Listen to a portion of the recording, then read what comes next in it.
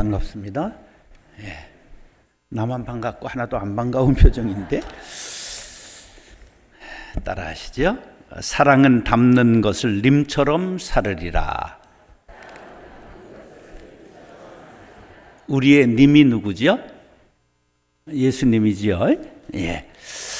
오늘 제목은 제가 고등학교 다닐 때 읽었던 시조, 현대 시조 시인의 한 구절인데 누가 지은 것인지 기억이 나지 않고 인터넷에 찾아봐도 그분이 그렇게 유명한 분이 아니었는지 찾을 수가 없었어요. 그러나 이 시기가 제 마음에 이렇게 한 60년 이렇게 마음에 새겨져 있습니다. 한번 따라하시죠. 사랑은 담는 것을 님처럼 사르리라. 때로는 부부가 오누이처럼 닮은 사람들이 있죠. 그러면 뭐가 좋다고 그래요? 금술이 좋겠다 이렇게 얘기를 하죠. 그러고 보면 닮은 부부가 금술이 대부분 좋아요. 처음부터 닮은 것인지 살아가다가 한 이불 덮고 자고 한 상에서 먹고 함께 오랫동안 살아가다가 닮은 것인지는 모르겠어요.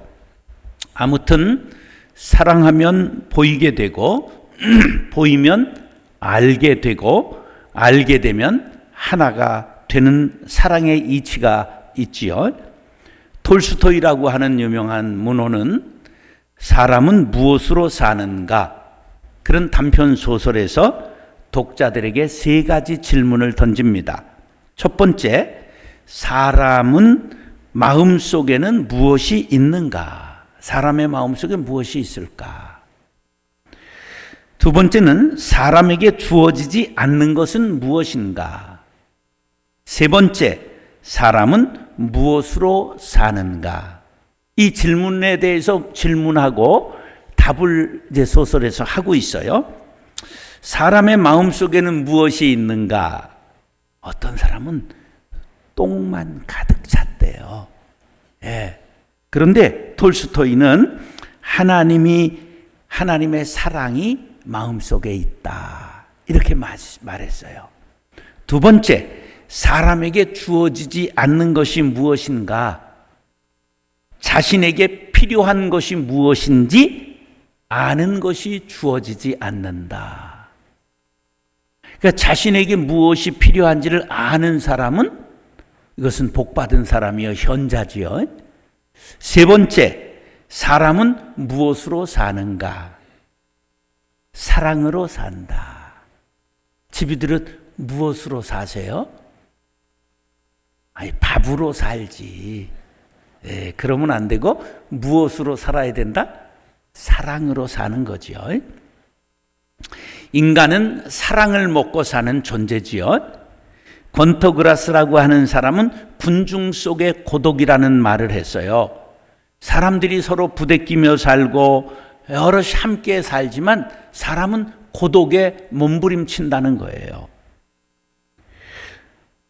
부산의 도심 주택이 밀집한 주택가에서 60대 할머니가 숨진 지 5년 만에 발견됐어요. 죽은 지 얼마 만에 발견됐다고요? 5년 만에. 산골도 아니고 외딴섬도 아닌 도시 주택가에서 백골이 된 채 발견되었어요. 너무나 사회적 충격을 줬지요. 집주인도 이웃도 동사무소도 5년 동안 체납된 독촉장이 편지통에 우체통에 수북이 쌓여 있었지만 모두 다 무심히 지나쳤어요. 지금 우리 중에 죽을 것 같은 심정을 가지고 살아가지만 아무에게도 털어놓지 못하고 살아있으나 죽을 것 같은 심정으로 살아가는 사람들이 많으리라 그렇게 생각해 봅니다. 옆에 분들하고 한번 인사 나누겠어요. 사랑합니다. 두 번째, 다시 인사하겠어요. 내가 당신의 말을 들어주겠습니다. 여기는 뭐 전부 보니까 할마씨들이 많이 계셔서 이미 이제 갱년기는 지났고 이게 다 이제 남자들이 계신 거예요. 생각이 이게 남자같이 이제 용감해졌어요. 이제 남자분들이 한 3분의 1이 있어요. 근데 이분들은 이제 이게 남자 같아도 이분들이 이제 여자예요. 연속극을 보면 남자가 불어요, 여자가 불어요. 남자가 눈물을 흘려요. 그래 이건 이제 여자가 됐다는 증거예요. 이걸 남장 여자 그러는 거예요. 남자의 옷을 입었지만 속은 뭐가 됐다? 여자가 됐다. 집이들이 그걸 알아야 돼. 나는 여자입니다. 그래서 당회권도 누구한테 넘겨야 될까? 여자들한테 넘겨야 돼. 이게 굉장히 용감해졌거든. 그래서 방이 이제 창문이 밤에 부스럭 그러면은 이제 남자들은 이불 속으로 확 들어가면서 여보 나가봐 이러는 거예요. 그럼 여자는 빨래방망이를 확 들고 누구야? 그리고 그래서 아줌마 3명만 모이면 버스를 점령하고 5명만 모이면 지하철을 점령하고 7명만 모이면 비행기를 납치한다는 소식이 들려와요. 그런데 교회에서는 이게 그냥 속도 좁아지고 눈물 찔끔 흘리고 이런 것들이 교회를 점령하고 막 교회를 다스리고 있어요. 그러니까 교회가 안 되는 거예요. 교회를 여자들에게 개방해야 돼요. 굉장히 용감해서 호랭이도 때려잡고 그러거든. 이미 집이들 채널권, 메뉴권을 집에서 다 뺏겼잖아. 기어 들어가고 기어 나오면서 교회는 점령하고 이 세상이 바뀌어졌는데 저도요 집에 들어갈 때 기어 들어가고 기어 나오고 그래요. 마누라가 크면 말도 안 해. 1m 49.8 몸무게는 41kg 손주보다가 38.3까지 떨어졌어요. 근데 그냥 얼마나 무서운지 요번에 나오면서도 그냥 싹싹 빌고 잘못했다고 이제 그렇게 하고 나올 일이 있었어요. 말 한마디 잘못했다가 아주 싹싹 빌고 아양 떨고 내 더러워서 못 살겠어. 그래서 저는 여자 장로를 20명이나 세웠어요. 여자 장로가 많아요. 우리나라에서 제일 많은 교회를 세웠어요. 자, 우리 모두는 사랑이 필요하고 사랑의 주님이 필요한 존재들이에요. 복음 성가 중에 제가 잘 못 부르기 때문에 부르지는 않고 가사를 읽을 텐데 이런 복음 성가가 있어요. 그들은 모두 주가 필요해. 매일 스치는 사람들 내게 무엇을 원하나. 공허한 그 눈빛은 무엇으로 채우나. 모두 자기 고통과 두려움 가득 감춰진 울음소리 주님 들으시네. 그들은 모두 주가 필요해. 깨지고 상한 마음 주가 여시네. 그들은 모두 주가 필요해. 모두 알게 되리 사랑의 주님. 캄캄한 세상에서 빛으로 부름받아 잃어버린 자들과 나누라고 하시네. 주의 사랑으로만 사랑할 수 있네. 우리가 나눌 때에 그들 알겠네. 그들은 모두 주가 필요해. 깨지고 상한 마음 주가 여시네. 그들은 모두 주가 필요해. 모두 알게 되리 사랑의 주님. 사랑의 주님을 만난 사람은 마음속에 사랑의 주님이 들어오시고 비로소 사랑을 알게 되고 그 사랑을 나눌 줄 아는 사람이 되는 것입니다. 사랑하는 형제 자매 여러분, 오늘 말씀을 상고할 때 은혜 받고 예수님의 마음으로 원수까지 사랑하는 영적인 그리스도인들이 될 수 있기를 축복합니다. 따라서 원수까지도 사랑해야 합니다. 자, 원수는 밖에 있을까? 안에 있을까? 원수는 저 일산의 거룩한 빛 광송교회에 있을까? 우리 교회 안에 있을까? 대부분 원수는 가까이에 있지요. 그래서 한 40년간 같이 산 부부를 지금 다른 이름으로 부르는 내자가 있잖아요. 가르쳐 드릴까? 백년 왼수라고 그러잖아요. 왼수는 멀리 있지 않아요. 자, 그런데 오늘 이 말씀이 성경 전체의 가장 중요한 말씀을 산상수훈이라고 말해요. 마태복음 5장, 6장, 7장. 근데 그 중에 가장 중요한 말씀이 바로 오늘 본문 말씀이에요. 그러니까 성경 중에서도 가장 중요한 말씀을 오늘 드리고 있는 거예요. 자, 이것은 기독교 윤리의 가장 핵심이에요. 기독교 교회의 문도 열어보지 않은 사람도 이 말씀은 예수님의 가르침이라는 걸 알아요. 이게 기독교 행동의 본질이라는 것을 세상 사람들도 안다는 말이에요. 그래서 세상 사람들이 이 말씀을 가지고 우리를 공격해요. 네가 예수님의 제자라고 하면서 예수님은 원수까지도 사랑하라 했는데 너는 왜 그렇지 못하냐? 이 공격하는 도구가 되는 말씀이기도 해요. 세상 사람들은 윤리적 도덕적 평균 점수를 세상 사람들보다 우리를 높이 볼까요? 낮게 볼까요? 윤리적으로 우리를 높이 봐요? 낮게 봐요? 그 이유가 뭐예요? 예수님의 말씀 때문이에요. 그 말씀 중에도 오늘 말씀 때문에 우리를 평균 7, 80점인 사람으로 보는 거예요. 그러면 예수님께서 이 말씀을 하신 진의는 무엇일까? 헬라어로 사랑이라는 단어는 4가지가 있어요. 그냥 우리는 사랑 그렇게 얘기를 하는데 헬라어로는 첫째 스톨게라고 말해요. 이건 가족 관계의 사랑을 스톨게라고 말해요. 주로 부모님께 대한 사랑, 자녀들을 사랑하는 걸 스톨게 그렇게 말합니다. 둘째, 에로스는 남녀 간의 사랑을 쓸 때는 에로스라고 말해요.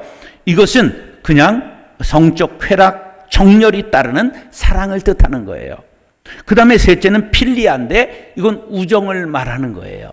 네 번째가 아가페인데 이것은 바로 조건 없는 사랑, 하나님의 사랑을 표현할 때 아가페라고 말하지요.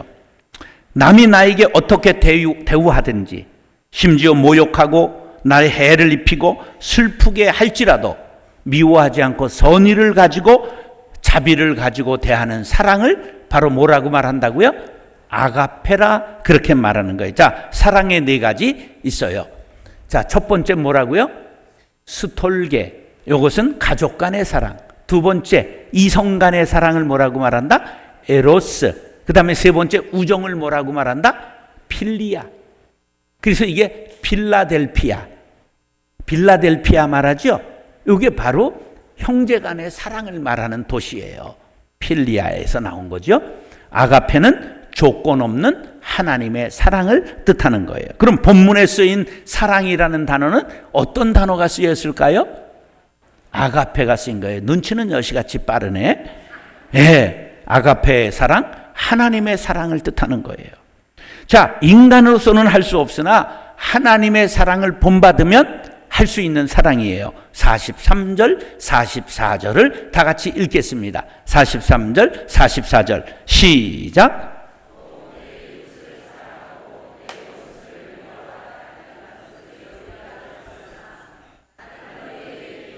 너희 원수를 사랑하며 너희를 박해하는 자를 위하여 기도하라. 그것만 다시 한번 시작. 너희 원수를 사랑하며 너희를 박해하는 자를 위하여 기도하라. 할렐루야. 자, 원수를 어떻게 사랑할 수 있을까요? 이건 사랑의 4가지 중에 아가페 사랑으로만 가능한 것입니다. 자, 아가페 사랑은 에로스나 스톨게나 필리아처럼 정만 가지고 되는 것이 아니고 인간적으로는 할 수 없지만 의지를 가지고 주님의 말씀이니까 복종하겠습니다 하는 순종적 결단이 있을 때 할 수 있는 사랑입니다. 아가페는 노력하지 않아도 자연히 일어나는 사랑의 감정이에요. 하나님의 사랑이죠. 자, 1948년 10월 19일 여순 반란 사건이 일어났어요. 불과 4시간 만에 여수 시내가 경찰서, 파출소, 군청역 주요 기관을 전부 공산반도들이 장악해버렸습니다. 그리고 이어서 순천까지 점령합니다. 여순 사건 당시 손영한 목사님의 아들 손동인은 순천 사범학교 졸업반이었는데 기독학생회장으로서 좌익 활동을 막고 복음 전파에 앞장서고 있었습니다. 그러니까 좌익 학생들이 붙잡아가지고 매를 때리면서 그 매를 맞고 있는데 그 동안에도 예수 믿으라고 전도했어요. 그러니까 총살을 당하게 됐습니다. 그런데 동생 동인이가 그 옆에 있다가 형 대신 나를 대신 죽이라고 나서니까 너도 죽으려고 환장했냐? 함께 동인이 동신이 두 아들을 죽여버렸어요. 손양원 목사님은 그때 교회에서 부흥회 하다가 10월 25일 날 비보를 들었는데 부흥회를 인도하시러 오셨던 목사님은 졸지에 장례식을 주관하게 되었습니다. 그때 손양원 목사님께서 장례식에서 인사를 하면서 9가지 감사를 드렸습니다. 나 같은 죄인의 혈통에서 순교의 자식들이 나게 하시니 감사. 허다한 많은 성도 중에 이런 보배를 나에게 주셨으니 감사. 삼남 삼녀 중에 가장 귀중한 장남과 차남을 바치게 하시니 감사. 하나들의 순교도 귀하거늘 하물며 두 아들이 함께 순교했으니 감사. 예수 믿고 와속 종신에도 복이라고 했는데 전도하다 총살 순교했으니 감사. 미국 가려고 준비하던 아들이 미국보다 더 좋은 천국에 가게 하시니 감사. 내 아들을 죽인 원수를 회개시켜 아들을 삼고자 하는 사랑의 마음을 주셨으니 감사. 내 아들의 순교의 열매로서 무수한 천국의 열매가 생길 것을 믿고 감사. 역경 속에서도 하나님의 사랑을 깨닫고 이기게 하신 믿음을 주시니 감사. 장례식에 참석했던 모든 이들이 눈물을 흘렸습니다.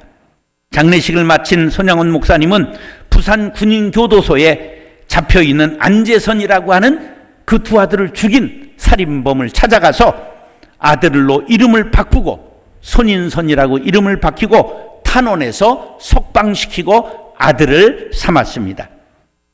어떻게 이런 일이 가능할까요?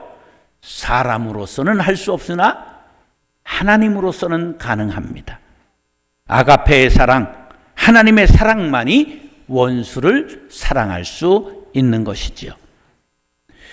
그러면 아가페의 사랑을 어떻게 가질 수 있느냐가 관건입니다. 그 열쇠가 본문에 있습니다.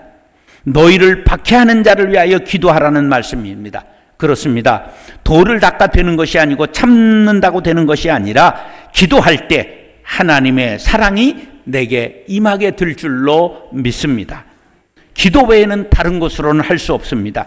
십자가에 달리신 예수님께서 자신을 못 박는 원수들을 위하여 누가복음 23장 34절에 기도하셨습니다. 이에 예수께서 이르시되 아버지 저들을 사하여 주옵소서.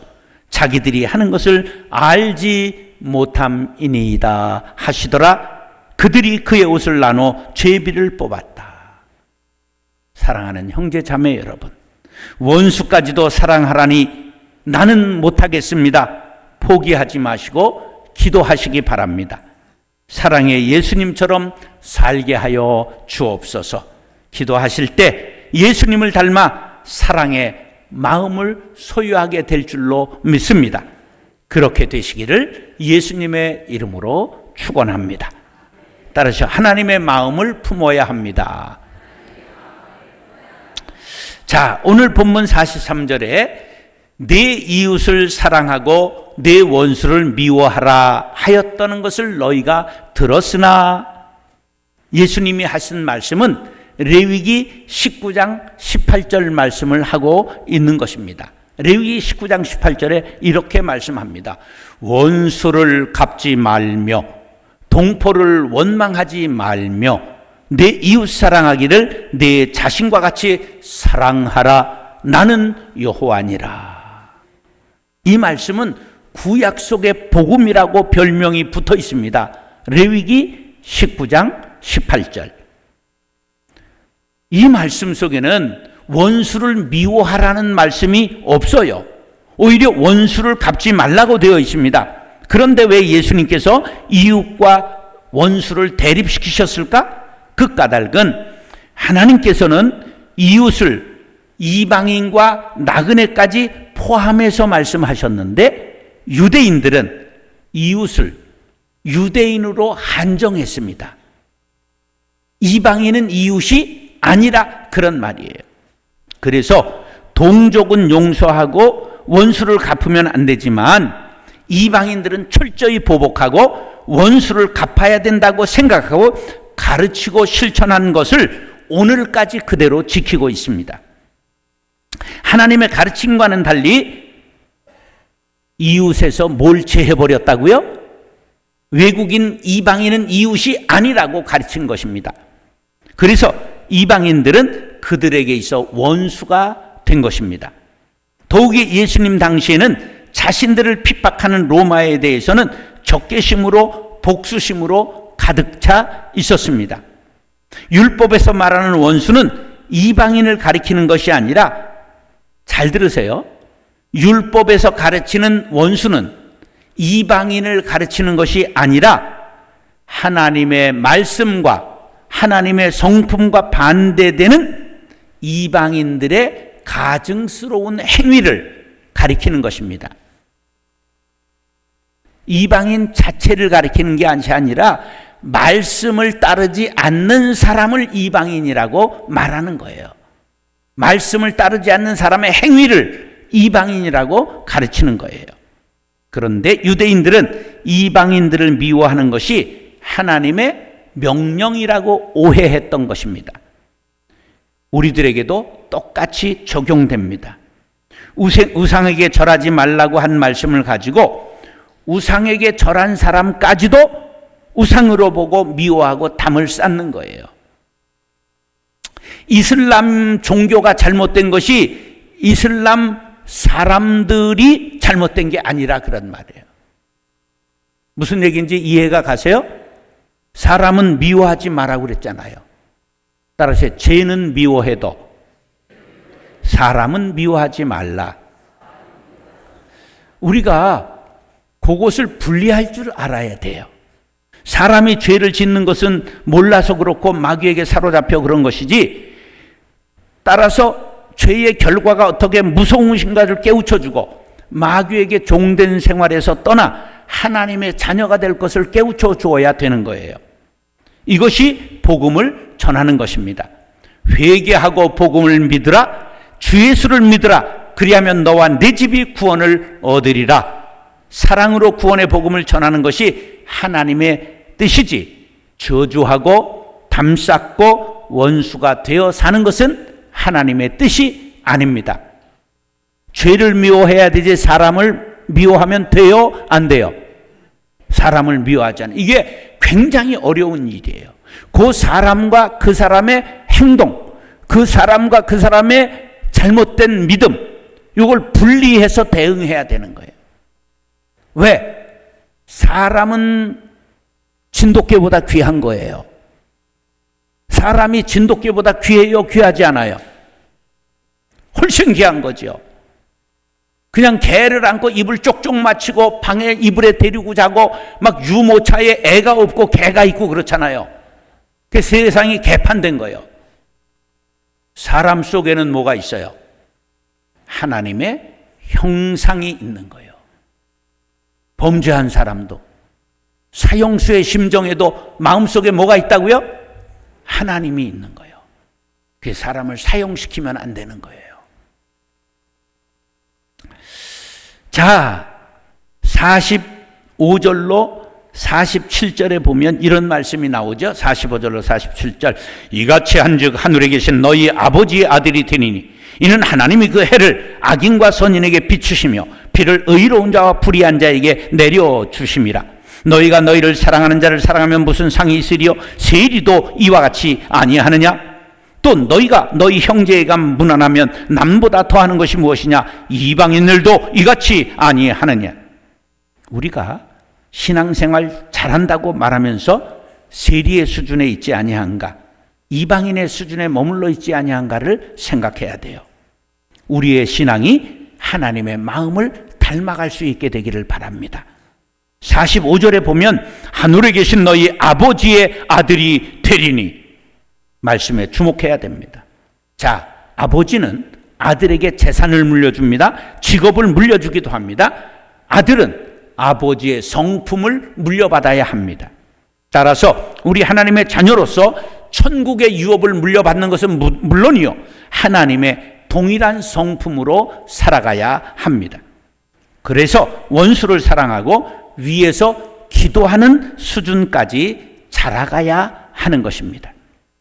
하나님께서는 불의한 자들, 악인들에게 햇빛과 단비를 내려주셔서 생명을 연장해 주시는 분입니다. 자, 믿지 않는 이웃과 내가 걸어가는데 비가 내리는데 나에게만 싹 내리고, 걸어가는데 떼약빛을 저쪽에만 찌우고 여긴 구름이 싹 가리우지요. 그래요, 안 그래요?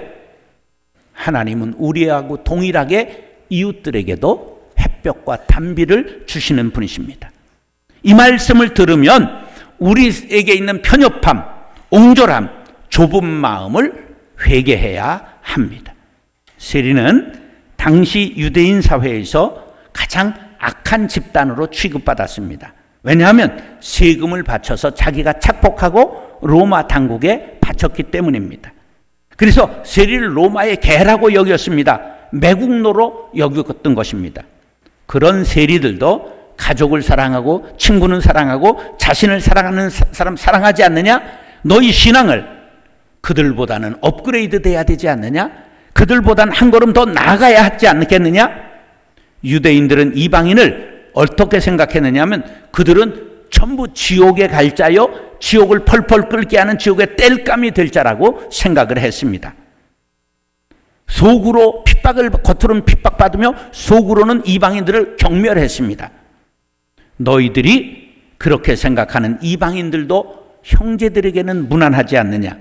그런 도덕적 수준, 영적 수준으로만 산다면 너희의 신앙이 과연 무엇이냐고 예수님께서 반문하셨던 거예요. 자, 탕자의 비유를 예수님이 말씀했죠. 비유 중에 최고의 비유 중에 하나예요. 작은 아들은 아버지의 마음을 알았어요, 몰랐어요? 처음에 몰랐죠. 허랑방탕했죠. 그런데 결국은 아버지의 마음을 알았어요, 몰랐어요? 그래 돌아왔죠. 그래서 이걸 뭐라고 그래요? 돌탕이라고 말해요. 돌아온 탕자. 근데 집에 있는 큰아들은 아버지의 마음을 알았어요, 몰랐어요? 몰랐어요. 처음부터 끝까지 몰랐어요. 그래서 이건 집탕이라고 말해요. 집안에 있는 탕자. 여러분들이 지금 하나님의 집인 교회에 있잖아요. 여러분들이 하나님의 마음을 모르고 신앙생활하면 집탕인 거예요. 그럼 누가 지금 버림을 받아요? 돌탕은 구원받고 집탕은 버림받는 거예요. 우리가 신앙생활 하는데 하나님의 마음을 담지 않고 신앙생활하면 열심히 하고 버림받을 수 있는 가능성이 높아지는 거예요. 여러분, 하나님의 마음을 품기를 원하시면 아멘. 하나님 아버지는 죄인들을 구원하기 위해 아들을 속죄양으로 내어주신 마음입니다. 세계 모든 민족이 회개하고 돌아오기를 기대하는 분이십니다.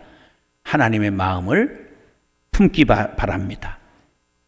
이사야 55장 8절 9절.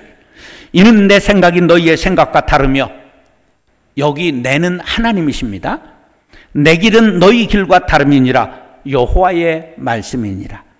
이는 하늘이 땅보다 높음같이 내 길은 너희 길보다 높으며 내 생각은 너희 생각보다 높음이니라.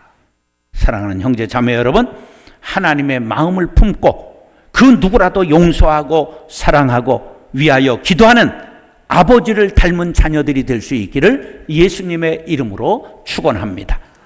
따라서 영적 그리스도인이 되어야 합니다. 사도 바울은 신앙인과 불신앙 두 종류로 나눴는데 신앙인을 또 두 종류로 나눕니다. 자, 보세요. 불신앙인은 푸시키코스, 이거는 고깃덩어리라는 말이에요. 육에 속한 사람, 자연인을 푸시키코스라고 말해요.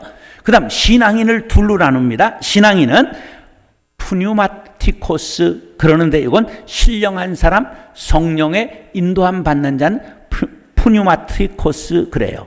그런데 교회를 나오면서도 육신에 속한 사람이 나와요. 이건 뭐냐면 자연인과 똑같이 행동하는 사람, 고깃덩어리들과 세상 불신자들과 똑같이 신앙생활하는 사람이 있는데 이걸 사르키코스라고 그래요. 교회는 오는데 똑같이 세상 사람들과 행동하는 사람을 뭐라고 그런다? 사르키코스라고 그러는 거예요. 자, 거듭나기는 했지만 육적인 생활을 버리지 못하는 사람, 이걸 사르키 코스라고 말해요. 그러면 우리가 푸뉴마트 코스가 많을까? 사르키 코스가 많을까? 교회는 나오지만 세상 사람들하고 비슷한 사람이 많을까? 완전히 거룩한 사람이 많을까? 대답을 해봐, 제비들이. 갖다 섞어 놓으면 거의 비슷한 거예요. 우리가 손양훈 목사급은 아니잖아. 자, 그래 세상 사람들과 직장에서 어울릴 때는 술도 먹고 그냥 노름도 하고 춤추러도 가고 교회에 와서는 아멘 할렐루야 하고 요거를 양다리 걸쳤다 이렇게 얘기하는 거예요.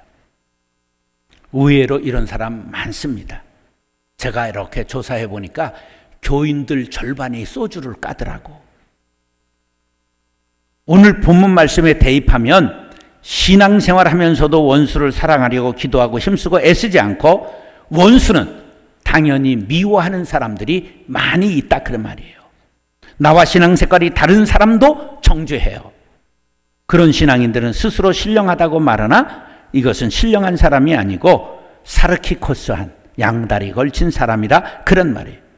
우리 모두가 성령의 인도함 받아 신령한 성품에 참여해야 되는데 윤리적 신앙에 머물러 남을 정죄하고 비판합니다. 진정 신령한 신앙인이 되기를 원하시면 아멘. 그러면 하나님의 온전하신 것 같이 온전해지려고 노력해야 합니다. 48절에 이렇게 말합니다. 48절 다 같이 48절 시작. 그러므로 하늘에 계신 너희 아버지의 온전하신 것 같이 너희도 온전하라.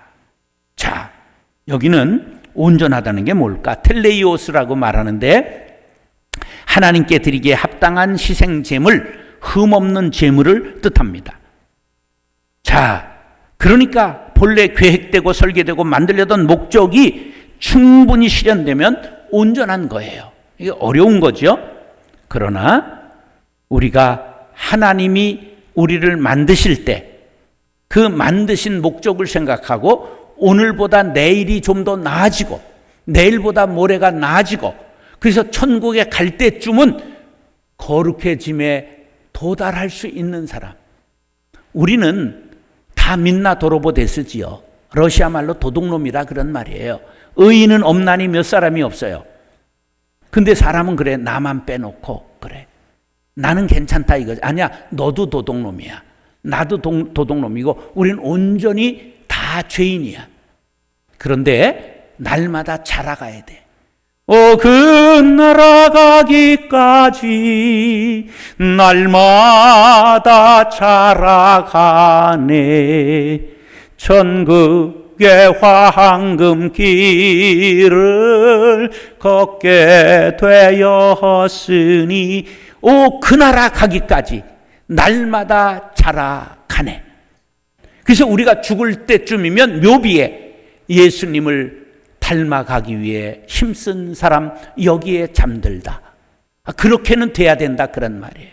이걸 온전하다 그런 거예요. 우리가 그런 사람이 될 수 없지만 하나님이 만드신 목적을 따라가기 위해 노력하는 사람을 뭐라고 그런다? 온전하다 말하는 거예요. 하나님이 사람을 창조하신 목적은 하나님의 형상을 닮은 존재로 만들어 이 창조하신 세계를 다스리게 하신 것이죠.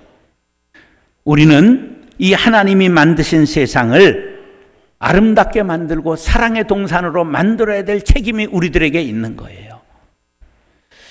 그래서 온전한 신앙인은 사랑을 실천하는 사람이에요. 그래서 누구든지 미워하는 것보다는 사랑하기 위해 노력해야 됩니다. 근데 곁에 있는 사람이 성격이 좀 별난 지랄스러운 사람이 있어요. 곁에 반드시 있어요. 아주 우리 교회에도 6만 명 교인이 있었는데 그냥 그 중에 제일은 사랑이라가 아니라 제일은 그 권사님이야. 1,400명 권사가 있었는데 그 중에 제일 가는 분이 있어. 아무도 못 당해. 정말 저걸 미워할 수도 없고 내가 그분 때문에 정말 인간이 돼서 그냥 끝까지 품으려고 노력했기 때문에 그 나를 꽤 좋아해. 근데 그러기 위해서 난 이렇게 하얗게 타버렸어. 우리 사람은 온전할 수 없지요. 그런데 사랑하기 위해 노력할 때, 왜? 주님이 그러라고 하셨으니까. 나 같은 사람까지도 사랑하셨으니까. 그러니까 나도 사랑해야 될 의무가 있는 거죠. 영적인 신앙인은 자신이 완성된 존재라고 생각하지 않습니다. 항상 부족하다고 생각하지요. 자신을 들여다보고 안타깝게 가슴을 치지요. 더 봉사하고 더 기도하기 위해 무릎을 꿇어야 되지요. 온전하기 위해 헌신하고 물질과 시간과 재능을 들이지요. 한 걸음 더 나가기 위해 몸부림치고 신앙을 더 갖기 위해 말씀을 묵상하고 기도하지요. 바로 사도 바울이 그런 분이셨어요. 빌립보서 3장 12절로 14절에 내가 이미 얻었다 함도 아니요 온전히 이루었다 함도 아니라 오직 내가 그리스도 예수께 잡힌 바 된 것을 잡으려고 달려가노라. 형제들아, 나는 아직 내가 잡은 줄로 여기지 아니하고 오직 한 일, 즉 뒤에 있는 것은 잊어버리고 앞에 있는 것을 잡으려고 표대를 향하여 그리스도 예수 안에서 하나님이 위에서 부르신 부름의 상을 위하여 달려가노라. 할렐루야. 됐다고, 자기가 됐다고 말해요. 되기 위하여 무한 노력하며 달려간다고 말하고 있어요. 달려간다고 말하죠. 노력하고 있다고 말하죠. 사도 바울이 그렇다고 한다면 우리는 두말할 필요가 없는 거지요. 여러분, 장로님, 권사님, 집사님들, 장로 되기 전에 신앙으로 다시 되돌아가시고 끊임없이 정진하시기 바랍니다. 권사님들, 이만 하면 됐다? 그것은 마귀의 소리입니다. 우리는 그 나라 가기까지 온전한 사람이 될 수 없습니다. 목사도 된 사람은 없습니다. 손양원 목사님 같이 된 사람은 2000년 기독교 역사상에 한 사람밖에 없다는 걸 알아야 합니다. 우리의 믿음도 그런 표대를 향하여 달려가야 온전해지는 것입니다. 사랑하는 형제 자매 여러분, 사랑하면 닮고 싶어집니다. 여러분, 예수님 사랑하시지요? 예수님 닮아가시기를 소원하시기 바랍니다. 하나님의 마음을 품고 원수까지 사랑하는 영적인 그리스도인들이 될 수 있기를 존귀하신 예수님의 이름으로 축원합니다. 따라서 사랑은 닮는 것을 님처럼 살으리라. 원수까지도 사랑해야 합니다. 하나님의 마음을 품어야 합니다. 영적인 그리스도인이 되어야 합니다. 기도하겠습니다.